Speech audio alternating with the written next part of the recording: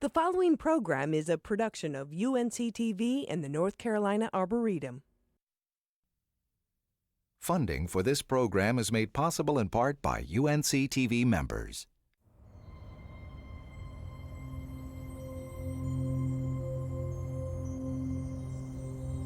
When our ancestors lived in caves, it is unlikely any of them thought of nature in an abstract way or as something separate from themselves.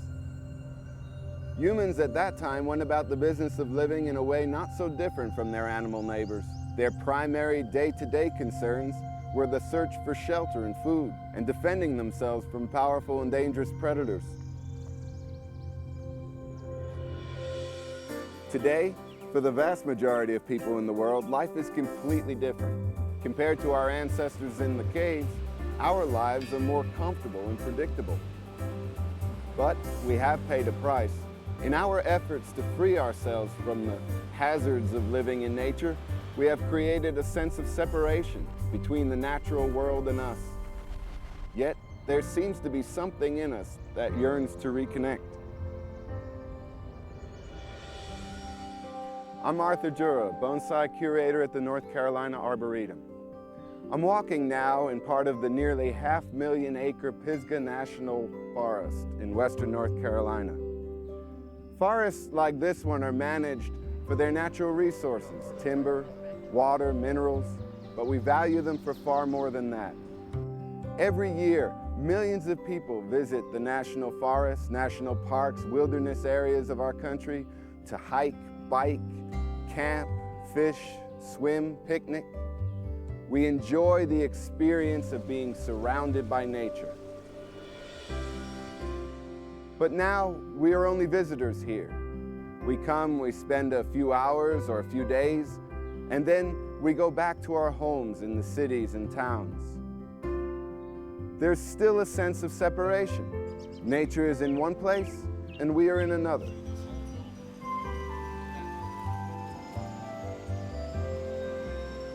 So strong is our desire to have the influence of nature in our everyday lives that we've created ways of having smaller pieces of it in our cities and towns. Parks, greenways, and public gardens are all viewed as highly desirable amenities. What you see around me is a public garden, the North Carolina Arboretum. This 426-acre oasis of flowers and vegetation was created by the state of North Carolina to help connect people with plants and to maintain our relationship to the natural world.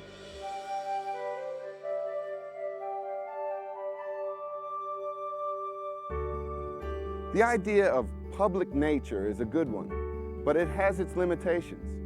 When so many people come to the same place seeking some sense of peace and serenity, it can be difficult to find. Some people can retreat to a home garden as a private natural refuge, and indeed home gardening has become very popular. It can even be an outlet for creativity and personal expression. The problem is that it's exclusive. To have your own garden, you must have access to land, and not everyone does. You must also have the time and ability to perform manual labor, or the money to pay someone else to do it.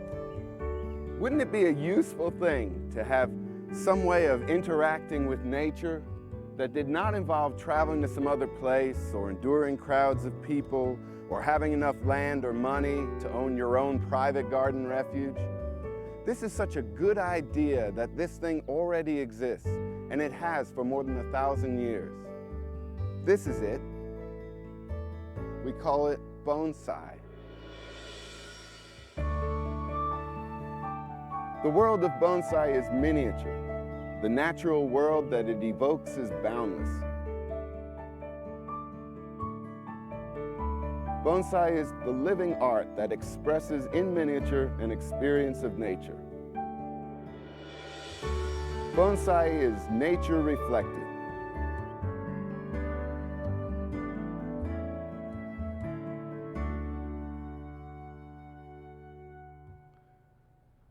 It's a curious thing how many people seem to have some awareness of bonsai. What's even more interesting is how often what they know is misinformed. We're here in the greenhouse of the North Carolina Arboretum. This is where we grow all the tropical plants in our bonsai collection. The relationship between the grower and the plant is what we focus on here at the Arboretum. When we talk about bonsai, what we're talking about is an intimate relationship between a human being and a plant. This is an odd concept for some people, apparently. It's as if plants aren't something that you would necessarily want to be that intimate with. We don't think that way as regards other living creatures like animals, for example. We don't think twice about having pet animals. We have dogs, cats, even hamsters and fish. And when we have a pet, what happens is we form a bond with that other creature. So it's no longer just any dog. It's our dog. We know about it. It has its own personality. It has its own individuality. We recognize its individuality. This is what bonsai means to us. It's the idea that this is not just any plant. This is a plant that I take care of. This is a plant that I know about. This is a plant that I've had a hand in shaping. It begins, I think, with the whole concept of growing a plant in a container, which is one of those things that's so commonplace we don't really stop and think about what a marvel it is. Plants don't naturally grow in containers. Plants in the outside world grow where their seed falls, providing the seed falls in an advantageous location. There has to be enough sunlight. There has to be enough rainfall. The plant has to be fortunate enough to escape the hazards of living, which may come in the form of a deer's teeth or the sucking parts of an insect. If everything goes well, the plant matures, grows, achieves its final form. When we take that plant out of the landscape and put it in a container, what we essentially do is accept responsibility for the plant. We accept responsibility for keeping that plant alive because the plant is no longer able to keep itself alive. We've limited the spread of its roots, so we must bring water to the plant. We've also put it in a position where it can be moved around. If we try to grow it somewhere where it doesn't get the sunlight it needs, it will fail. We've accepted responsibility for protecting that plant against things that might damage it. This is how the relationship begins. It's accepting the responsibility for the plant's health. But in bonsai, it goes beyond that, because we're not only affecting the health of the plant, we're affecting the look of the plant. That's what separates bonsai from other forms of containerized horticulture. We shape the plant. In this case, we're talking about a sarissa. If this sarissa was growing in your home garden, it would take the shape over time of a nice round ball of foliage. But in this case, because of the work that's gone on with the plant, because of the relationship between the grower and the plant, we see it differently. We can now look in. We see the base of the plant. We see what appear to be roots stretching down into the ground. We see the structure of the branching. We see the foliage, not as one mass, but broken into separate masses. This didn't happen by itself. It happened because somebody spent time with the plant, because somebody used an idea in their mind to influence the look of the plant. This is why bonsai can be art, because it can be a vehicle for human expression. We take a plant, which is actually a living part of nature, and we reflect something about what we know and think and feel about the natural world around us. This requires us to actually be observant. We go out into nature every day. Even on our ride to work, we pass hundreds of trees. We walk down the street and there's little plants growing up in the cracks of the sidewalk. Wherever you live, there's some little piece of nature around you. And by being observant, we gather information about the shape, the form that plants grow in. And we bring that back to our workshop and we sit down with our plant, and then we instill a little bit of that experience in the plant. Whether we do it consciously or unconsciously, it happens. We think back to a tree that we've seen in a certain place, maybe up on a mountain crag one day, and then we sit down and we make a bonsai that has something to say about that. That's art. When we create something that expresses something we think and feel, that's art. And in bonsai, we do that with a living plant.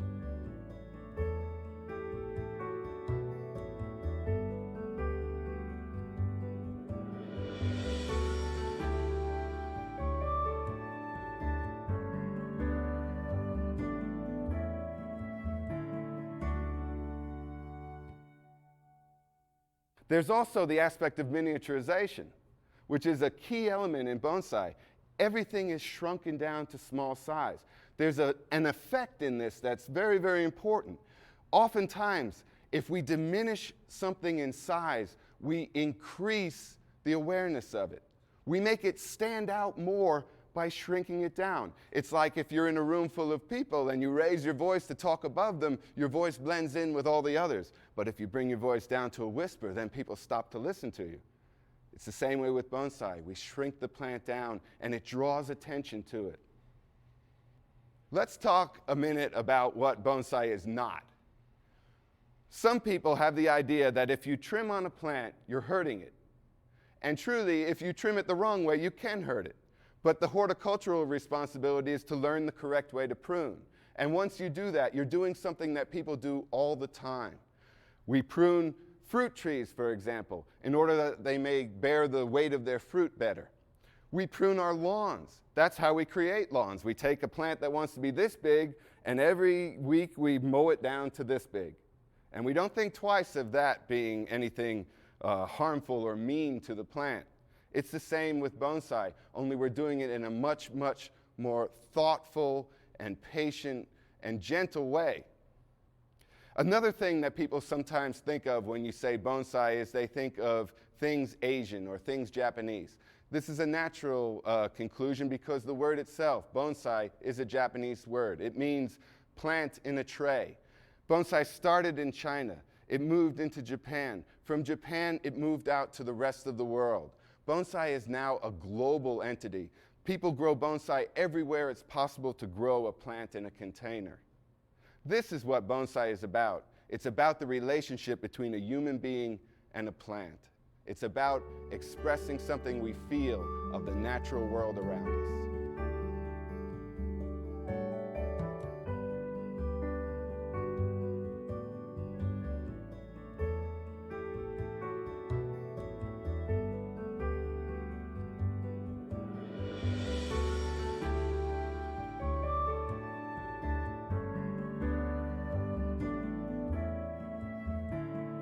Now I'd like to take a moment to look at individual trees from the Arboretum's collection and talk about them and talk about what they represent. This is a fine one to begin with. This is the Japanese white pine. It has very short needles. It has very soft texture. It has a graceful feeling to it. They say that every picture tells a story. Every bonsai should tell a story too. It's up to the imagination of the viewer exactly what that story is. For me, when I look at this pine tree, it reminds me of trees I've seen out at the coast. It has a kind of graceful, sinuous look to it, and this tree lends itself well to that. This is also a tree that has some age built into it. I have no idea how old it is. I know that the man who donated it to us kept it for many, many years, and that we've had it now for 3 or 4 years.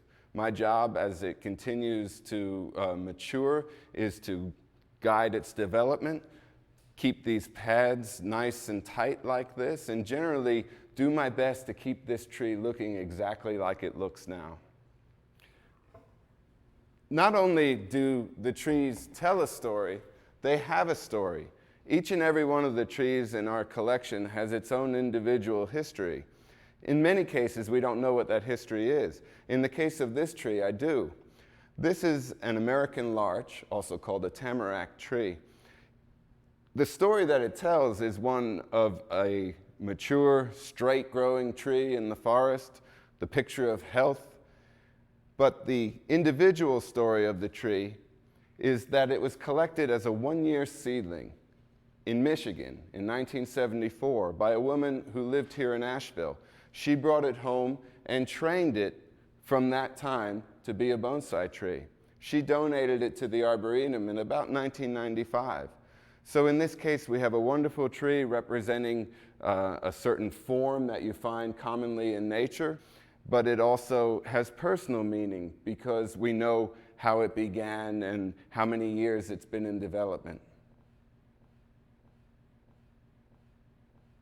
We have this planting here, which represents a forest.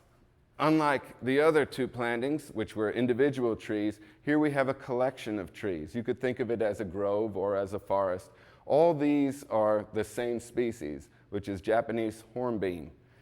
They're planted in a designed arrangement. It's not random how they're placed in the container. There is one that's the central element.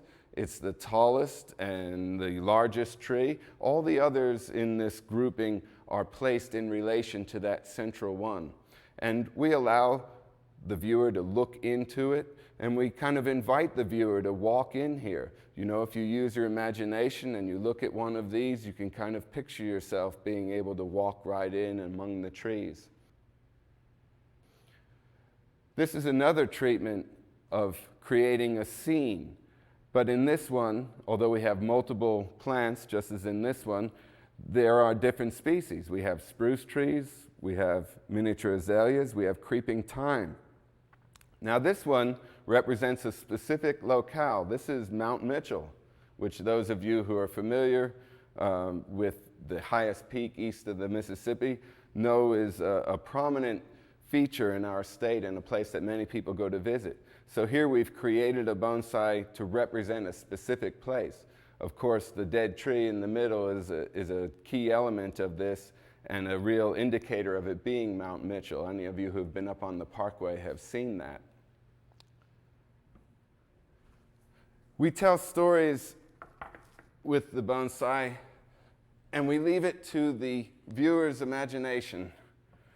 We put in little parts of the picture, and we invite the viewer to create the rest. Now this tree, for example, is a juniper, and it's been trained in what's referred to as a literati form. And you'll notice that most of the foliage is up at the top. Mostly what we see is a long view of the trunk. You'll notice that there's a white stripe going down the trunk. That's exposed dead wood.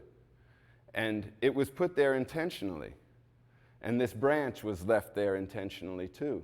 And it tells the story of a tree growing up maybe on a high rocky crag in our mountains, and on a dark and stormy night, a bolt of lightning hit the tree and just ripped it right down to the ground. I'm sure some of you have seen that. I know I have. And so in shaping this bonsai, that's what I was aiming for, that particular look. It's planted on a stone. It's not in a container, as most of these are, but it's planted on a stone that had a hollow depression, which allowed for some soil for the root ball to be planted in. And that stone gives it a kind of rugged feeling, which is what we were looking for. So we take these different elements, the stone, the texture of the stone, the presence of the dead wood, the minimal foliage, and we create an illusion, we create a story. And then when we put the tree out on display, we invite the visitor to look at it and think about it and create their own story to go with it. The story that this tree tells is different. This one would be referred to as either a windswept form or a slanting form. I think of the trees that I've seen down along the riverside, where you have a forest here and then you have the river. Well, over here there's lots of competition. Out over the river there's available sunlight, and those trees that are closest to the water's edge will often lean way over to get that sunlight. And so we're studying nature. We're studying the way that trees grow in the natural world, and then when we come back and design our bonsai trees, we try to mimic some of that, try to capture some of that. It's not meant to be a scale model. These leaves are much too large for that. But it gives the impression. It gives the impression of something that you would find in nature. This plant is an American hornbeam, so it's a native plant to this region. It was started as a seed 10 years ago. It was being grown for landscape use, but because it had a crook in the base, it was determined to be not useful for the landscape, where we like the trees to be straight and tall. So I took it and began working on it as a bonsai. Here's a simple one, also started from seed. And this is a pond cypress. And we had a whole bunch of these extra seedlings that we weren't going to use, so I just grabbed a handful of them and stuck them in the pot. But again, that was 8, 9 years ago. And over time, they've lived their whole life in this small container. You'll notice some of them have died out. And what I do when one of them dies is I just break it off and I leave the stub there. So the story continues to develop. They don't stay the same. That's an important thing to remember. These are living plants, and so they're constantly changing, and sometimes your idea has to change along with them. Sometimes we grow a particular plant just because we like its features. You've already seen the flowers on the azalea. This is a ginkgo tree. And the ginkgos are a novelty tree just because they've been around a long time. There were ginkgos on Earth when the dinosaurs were here. But we also appreciate the fan shape of their leaf. They're just an interesting plant. And for the same reason that you would put one in your home landscape, you would make a bonsai out of it. Yes, the leaves are large, but again, it's suggested. Everything is suggested. Instead of this being a single leaf, if you use your imagination, you're looking at dozens and dozens of leaves in a clump. This plant is actually over 20 years old, even though it's rather small and the trunk is not very big. It's in a clump form. It's got 5 trunks, but they're all growing off of the same root base. We can also work with tropical plants. In fact, many people like using tropical plants because it allows them to do bonsai indoors. These other plants, of course, are temperate plants. They need to be outside and go through seasonal change. If you're looking for a bonsai to grow in a suitable place in your home, then you want to look at tropical plants. Ficus, like this Chinese banyan, Ficus retusa, is a very good indoor plant because it can tolerate low light levels. Now, this plant has been grown in what's called the clip and grow method. We grow it, we cut it, we grow it, we cut it. And over time, what that gives you is a very angular look to the tree. It also has a form that we would refer to as twin trunk. There are 2 trunks coming off of this tree. Although this one acts more like a branch, it's actually its own trunk. It has these things which are called aerial roots, which is something that you get with ficus trees. So again, we get a feature that's unique to this kind of tree.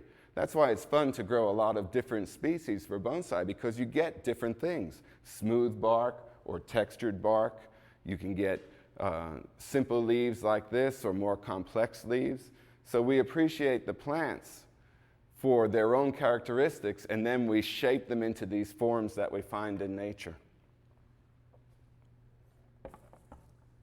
This tree is a particular favorite of mine because it was given to us by a man who's been very, very supportive of bonsai at the North Carolina Arboretum. And his name is Felton Jones, and he's a native North Carolinian. And he was one of the first people in the Southeast to be doing this. And here he's using a native pine tree, a Virginia pine, which he found growing off the side of the road near the Charlotte airport.